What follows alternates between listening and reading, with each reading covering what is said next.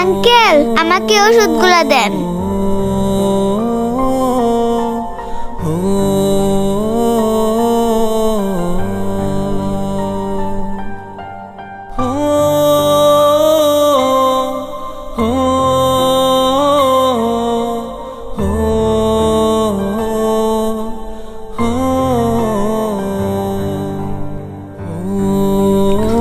এই না মামনি,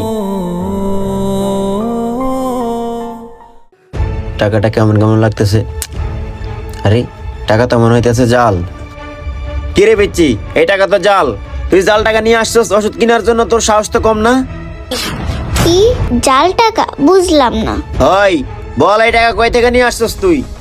ও বুঝতে পারছি, তুই বলবি না, তার মানে তোর মাধ্যমে জাল টাকা আদান প্রদান হয়। দাঁড়া, তোকে আজকে পুলিশে দিব। আরে ভাই কি হয়েছে? আপনি মেয়েটার সাথে খারাপ ব্যবহার করতেছেন কেন?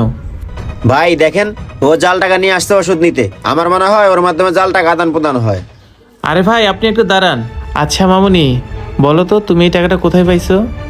তুমি কি সত্যি জাল টাকার ব্যবসা করো? না আঙ্কেল, আমি তো সিঙ্গারার ব্যবসা করি, জাল টাকার ব্যবসা করব কেন?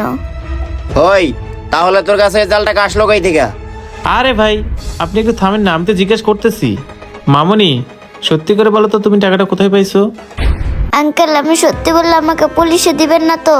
কারণ আমাকে পুলিশে দিলে আমার মা সেবা যত্ন করবে কে? আচ্ছা মামুনি, তোমার ভয় পাওয়ার দরকার নেই, তুমি সত্যিটাই বলো। হ্যাঁ হ্যাঁ, তুই সত্যি কথা বল, তাহলে তোকে পুলিশে দিব না। আচ্ছা ঠিক আছে আঙ্কেল, তাহলে শুনেন। এই সিঙ্গারা লন, সিঙ্গারা সিঙ্গারা সিঙ্গারা নেবেন, সিঙ্গারা সিঙ্গারা। দোস্ত, আমার কাছে তো 500 টাকার একটা জাল নোট আছে, চল মেয়েটাকে ধরাই দি। ঠিক আছে ল। কিরে পিসি, সিঙ্গারা বিক্রি করতেছো?